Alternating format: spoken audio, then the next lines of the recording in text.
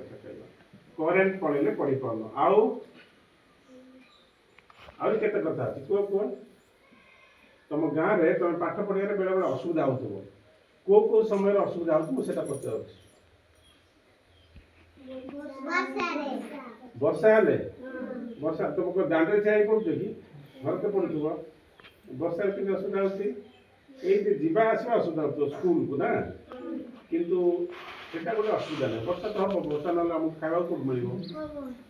वर्षा ना खावा मिल खावा मिल पानी भी मिल आउ कौन असुविधा हो कह केते प्रकार असुविधा हो देखुचे पढ़े हाँ घड़घड़ी घड़घड़ी हेल्ले तुम कौन कर बाहर रह घर भर रोक जो घड़घड़ी होती है आउ थर आसिले घड़घड़ी हेल्ले केमती तुम धर कुआ जाइछ घड़घड़ी है केमती पानी आसिले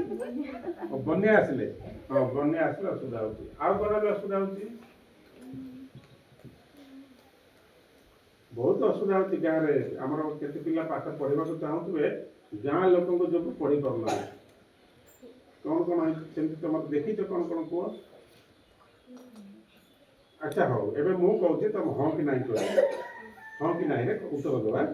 जदि हाँ कह हाँ जदि नहीं कह नहीं है हेल्दी कर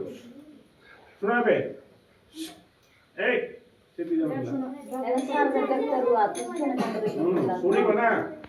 जिते तुम कह कह जो आम कह शुणव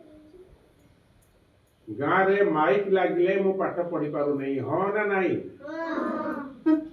माइक लगी दिन राति सब है गाँव रे मधुआ मैंने मद पीक हुराटू हेले मु पाठ पढ़ी पारू नहीं हाँ ना नहीं हाँ तो गाँव रे पाठ पढ़ बोली कहीं कहवा ना से मु भल पढ़ी पारू नहीं हाँ ना नहीं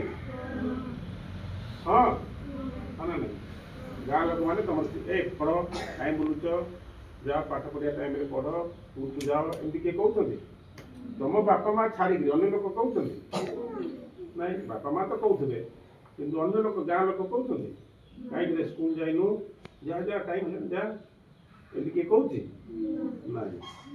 तो गाँ लोक पाठ पढ़ बोली कहूना के से भी मुझे पढ़ी पार ना भलकरी नहीं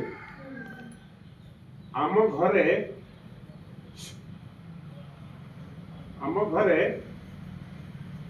कई ना बापा कम को पढ़ाऊँ माँ पढ़ाऊँ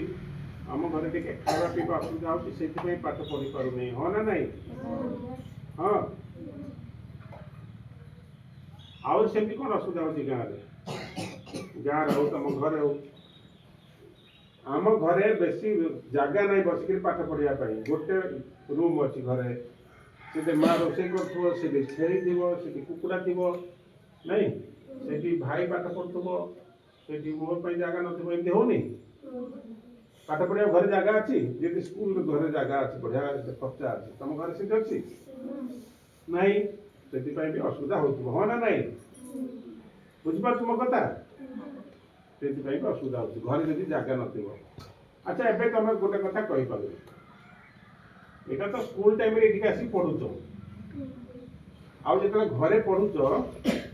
तुमको किसी असुविधा होनी घरे होना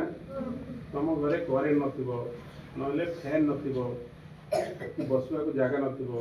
घर गोत आस तुम घर गोत पुणिया तुम नुआ लोक नुआ लोक आसना नहीं घर को से आसले हुराटू घर भितर हम तुम पाठ तुम सार देते यहाँ काली राति कर पाठ आसबू बोली तुम कर अलग घर थे भल कौन कले जार सब घर असुविधा से पढ़ा सुविधा होता कौन कले तुम भावुच तुम गाँव में मझीरे गोटे पाठघर था एमती गोटे बिल्डिंग था तुम जो स्कूल जाऊँ से बसिक पढ़ सब पिला आसिक बसिक ये बस बस पढ़े है स्कूल भाया गोटे घर से गाँव में गाँ लोक हाथ में तुम से बस पढ़ से करेन्ट थी फैन थी सब थी भल हेनी से तुम घरे न बसिक से बस पढ़ सन्ध्या बेले सकाल से पढ़ दिन बेला ये आसो स्कूल आ रविवार छुट्टी जाऊँगी से घर बस पढ़ ଏମିତି ସୁବିଧା ହୁଅନ୍ତାନି? ଏମିତି ଆହୁରି ବେଶୀ କଥା ଅଛି, ଆଉ ଦିନ ଆସିଲେ କଥା ହେବା। ତମେ